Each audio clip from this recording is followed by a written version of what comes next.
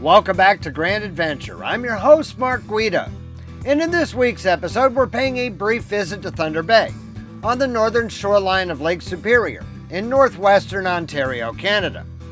We'll bring you to the city, the lake, the RV camping, the site of one of the richest, most daring and dangerous silver mining operations in the world, and several of the region's most spectacular natural destinations.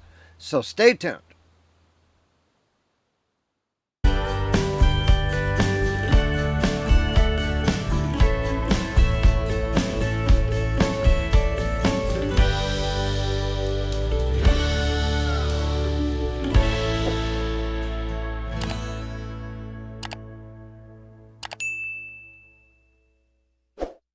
This episode of Grand Adventure is sponsored by Etrailer.com, where you'll find thousands of products for RVing, towing, camping, outdoor recreation, vehicles, boating, and more.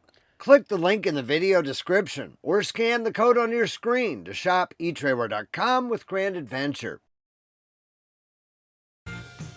It was a long 6-hour move from our previous stop at Lake of the Woods to Thunder Bay. A drive that felt even longer because it passes through a whole lot of nothing.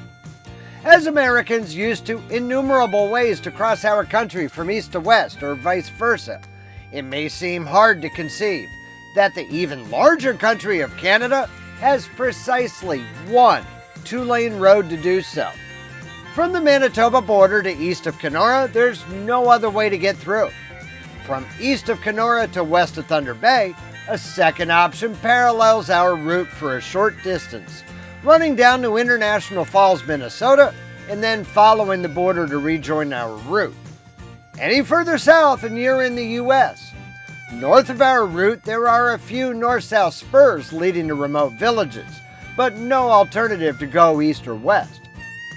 However, our long tow to get here was only half of our day. We're only in Thunder Bay for 2 nights and 1 day. A day that happens to be a work day for me, and one for which overcast skies and frequent rain and thunderstorms are predicted. So after dropping our fifth wheel in the campground, we set out to see and film everything that we wanted to before the sun finally set over the horizon. Thunder Bay is the largest city in northwestern Ontario, positioned right on the shores of Lake Superior, where industrial northern port city grit meets spectacular untamed wilderness. Formed in 1970 by the amalgamation of 2 twin cities, Port Arthur and Fort William, Thunder Bay serves as the central cultural and economic hub for the region.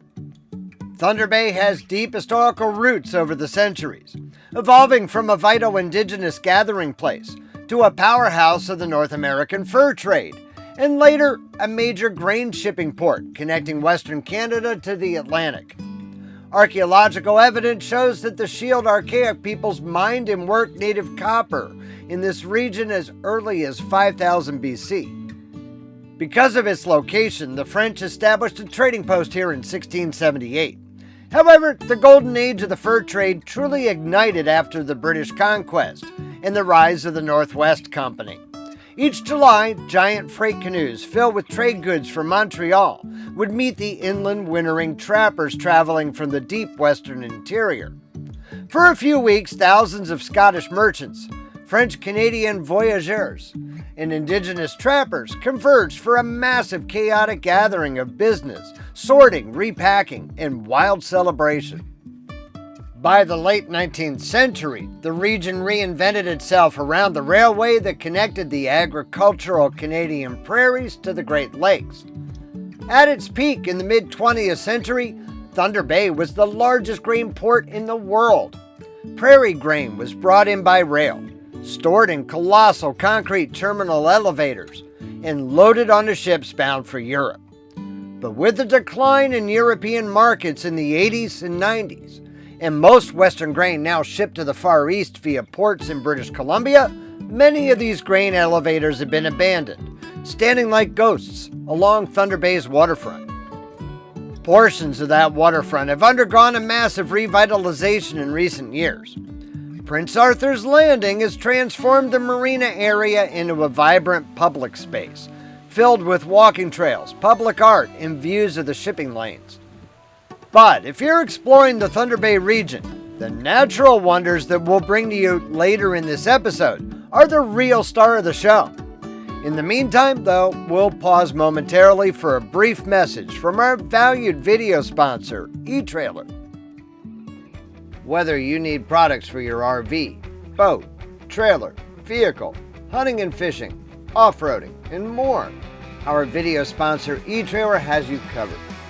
Best of all, you'll find over 100 US-based enthusiast customer service reps ready to help via phone, chat, or email, both before and after the sale.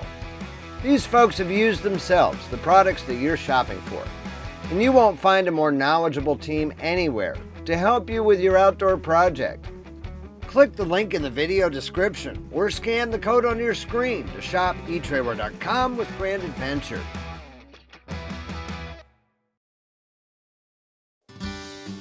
We're spending 2 nights RV camping in Thunder Bay at Chippewa Park Tourist Camp, an historic city-run destination that has been welcoming travelers since 1921 right on the shores of Lake Superior. The campground caters to a mix of RVers, tent campers, and those looking for a rustic log cabin experience. There are 34 water and electric RV sites with 15, 30, and 50 amp electrical hookups, like our pull-through that cost us $58 Canadian per night, or around $41 US at today's exchange rate. An additional 12 electrical-only sites are available nearby. While here, we've enjoyed the beautiful calls of white-throated sparrows from the narrow forest separating our site from the water.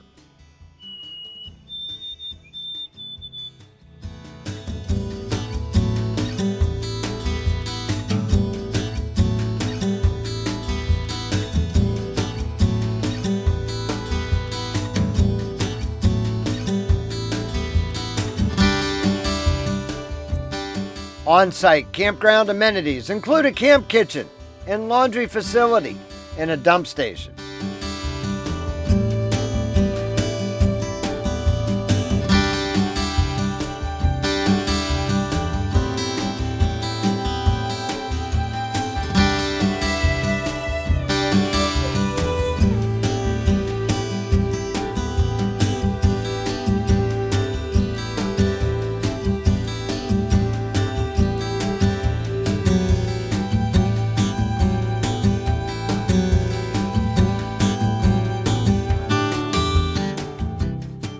Other portions of the park adjacent to the campground include an attractive swimming beach and a few amusement rides open on weekends.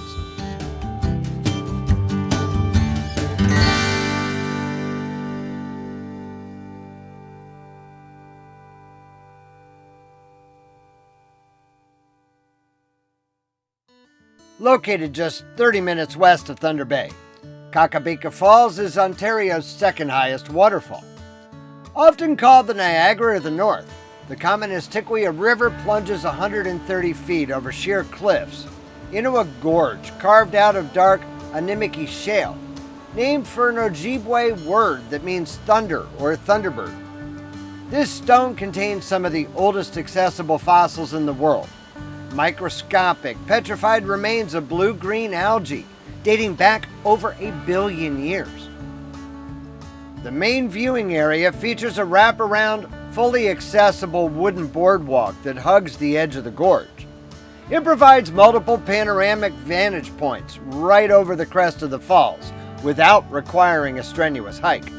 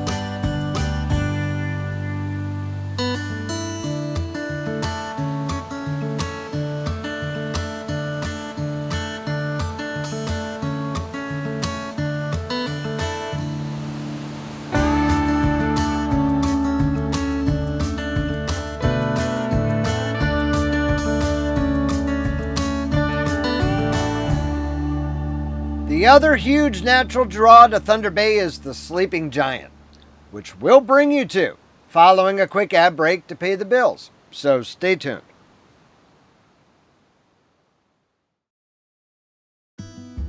Visible from almost anywhere in Thunder Bay, the colossal 800-foot-high mesa formation named Sleeping Giant that lines the eastern side of the bay resembles a giant lying on its back in the water.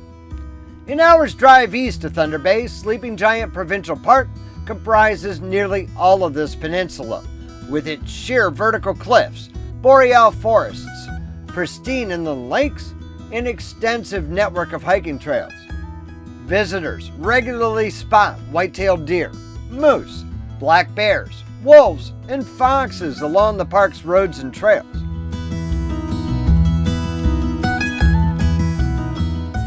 Getting to the top of the Giant, with its most spectacular cliff views, however, requires a strenuous 13.5-mile hike. With only one afternoon to film this entire episode, we're short on time. There's only one way to enjoy these views without a time-consuming hike, and that's the Thunder Bay Outlook, reachable via an unpaved 5.6-mile spur road off Route 587. The road may be unpaved, but the final few hundred yards are paved in bedrock. The destination is worth every rough, bumpy mile. Here, a dramatic viewing platform cantilevers over the sheer cliff face, offering sweeping, unobstructed views of the bay and, in clearer weather, the city of Thunder Bay far in the distance.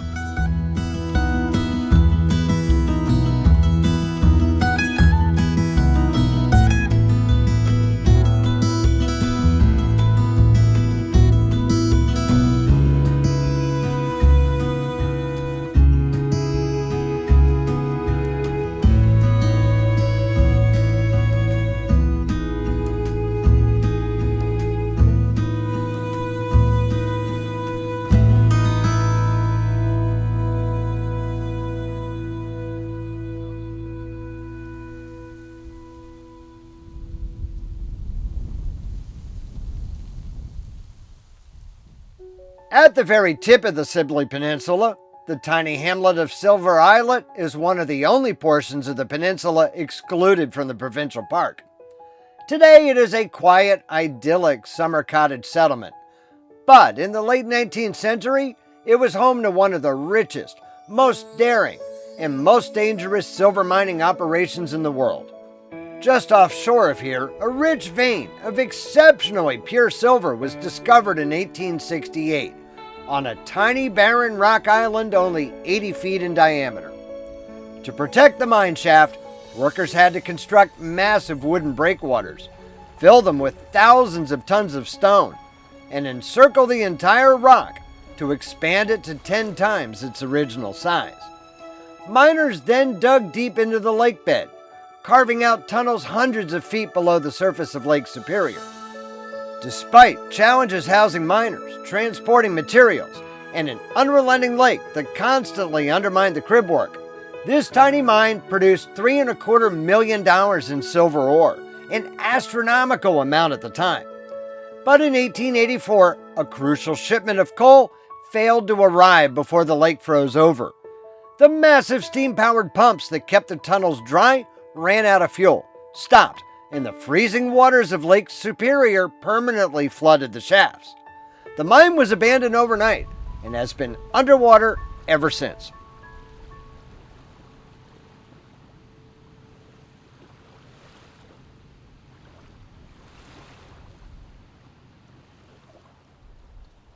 We truly hope that you've enjoyed this unusually short stop in Thunder Bay, Ontario.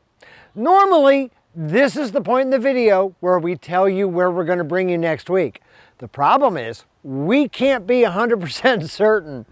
There's a national park about 4 hours east of here on the shores of Lake Superior that looks absolutely gorgeous. The problem is their campground is first come, first served, and we're going to arrive the night before Canada Day, which is kind of Canada's version of the 4th of July. So we're not 100% sure we're going to get in that campground. And if we don't, the next alternative is another 2 hours past there. So that kind of wipes out our chance to check out the national park. I'm hoping we can bring you there next Wednesday. If you're not yet a Grand Adventurer, smash that little subscribe button and ring that notification bell so you can find out what happens to us when we head east tomorrow. We'd also be honored if you shared the channel with your friends, family, and on social media. But if you enjoyed this visit to Thunder Bay, Ontario, please be sure to give us a huge thumbs up down below. And while you're down below, that's where you're going to find the comments section where we'd love to hear from you each and every week. So until next Wednesday from Parts Unknown, please remember life is nothing but a grand adventure. We'll see you then.